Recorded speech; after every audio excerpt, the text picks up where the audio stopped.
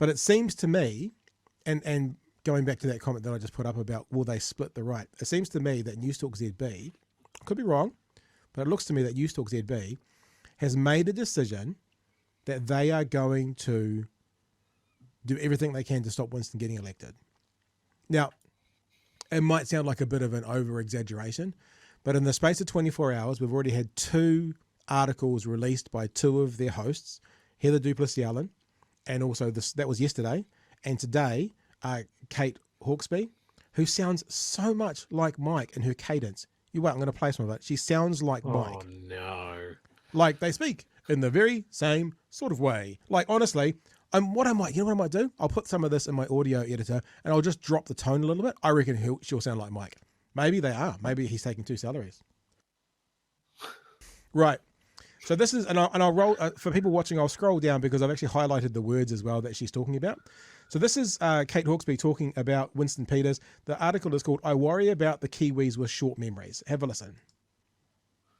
Voting for Winston are doing it because they say he'll get rid of the Māori signs or he'll get rid of all the gender nonsense. I mean, those 2 statements alone give you some insight into the New Zealand First voters' mindset. But what these people fail to understand is how MMP works. They're voting for Winston like he's going to be Prime Minister, like he's going to have enough sway to move the needle and change things in this country, like the bigger parties are just going to do everything he says, like he's going to be in government.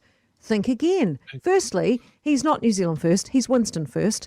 His goals for this country are less about caring about what's right for it and more about what's beneficial to him. He appointed a losing party to government in 2017, ignoring everyone who voted for him, and just because he wanted to take the biggest bribe. It's true. His supporters didn't want him to go with Labour, and he went with Labour, and now he's back again. Settle some scores. He abandoned his base for power, and once there, he allowed that government to implement all the things he now rails against. As Richard Prebble wrote the other day in his Herald column, New Zealand First was no handbrake. Peters was part of a government that issued compulsory vaccination mandates and developed co-governance. Only he would have the nerve to campaign against policies he made possible. If history is a guide, then the more Peters rules out supporting Labour, the more likely it is that he will support that party. All voting for New Zealand First will do is split the right vote further and make for a more chaotic outcome, or worse, push a left-leaning coalition back into power. For all the people who bemoan the state. So there you go. So people who are saying, could it split the vote on the right? I guess that's what Kate Hawkesby is suggesting. And it seems to me, at least, that there is now an active campaign on Newstalk ZB to inform their voters not to vote for Winston. Here's another one. This was 24 hours before that. Heather Duplessis-Allen, election 2023, Act New Zealand First coupling a headache for National. Chris Luxon should have ruled out working with Winston Peters. He'll regret not doing it. Everyone in the end does. But everyone in the end does rule out working with him. But Luxon probably missed his window. It's probably too late now that Peters' party, New Zealand First, is at 5% or above in 3 polls in a row. At this rate, he'll get higher on election night. Polls becoming self-fulfilling prophecy for minor parties because voters feel reassured that their votes won't be wasted, so they start piling in. Short of a disaster, Peters is almost certainly to be in the next parliament. The trouble for Luxon is that Peters in the next parliament looks a lot like Peters in the next government. On the Taxpayers Union Courier poll out this week, ACT and National only just scraped together with a required 61 seats between them to form the government. If either of them drops by even 1%, they need Peters. That's bad news. Now, could it be coincidental? 2 Newstalk ZB hosts coming out saying, warning, Newstalk ZB people, we don't want Winston. Or is there something calculated going on? I can't answer that, but it feels, Chewy, quite calculated. Yeah, no, you're right.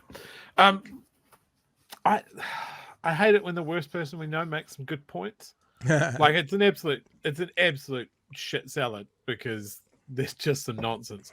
Like it's very clear that Kate Hawkesby doesn't know how MMP works when she described Labour as a losing party in 2017. Losing government. Because that's, well, that was the whole thing. The reason that they got in was because of Winston. That's how MMP works. You make negotiations to get yourself in Parliament if you don't have the raw numbers, which is most of the time.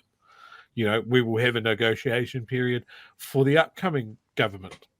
You know, nobody's really going to say, yep, we've come to an agreement already before election day with this this guy because it's no good for any of them. So there will always be a negotiation. Something about Hoskins and Hawkesby, they don't understand MMP. It's been around for 20 years. They still don't know how it works. Kate Hawkesby, and I don't know Kate. I didn't work there. We didn't work together. Or maybe she was doing news reading when I was there.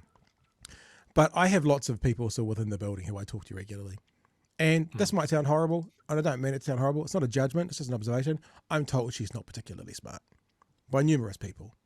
And so I'd be interested to know. I mean, she's eloquent. Sounds good, what she's saying, but I wonder how much of that is actually the cadence is coming from Mike Hoskins because the ideas are coming from Mike Hoskins. That's the thing about media training, though. You can sound convincing. You like Liz Gunn is media trained. She sounds very convincing. She's talking absolute horse shit, but by God, she's emphatic about it. And if you snort enough powdered bleach, oh, it's believable. It's believable. But yeah, look, I think if you look to history, if you give Winston an opening, you know, he has been at this game for so long. We know that Hawksby's right in this case. It is Winston first. Yeah, always has been. You know, that classic meme of him holding up the piece of paper that says, "No, I won't accept the baubles of office." Every time he's had the chance to get the baubles, he fucking grabs the baubles.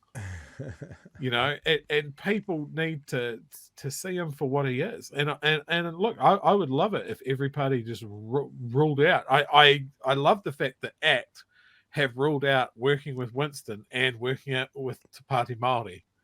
Like ACT are just shutting the door on everyone left, right, and centre. Well, so is National, to be fair, for Te Pāti Māori.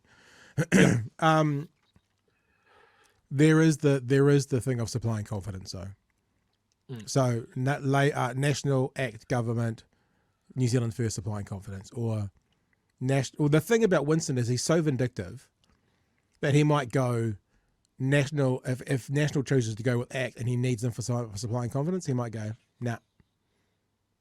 And then what? Then we've got a hung parliament. And that means if we go forward with a minority government, basically, I guess any party. That would be interesting, actually, because that means, let's just say, on election night, National and ACT have 59 seats. And let's say Winston's there. He's got 4 or 5 or 6 or 7 or whatever it is. And that would mean a minority government, and they have to get at least one other party on board to put things through every time. That would be interesting. Yes, it would be. It would be. People would have to get out of their ideological lanes and actually start doing some horse trading.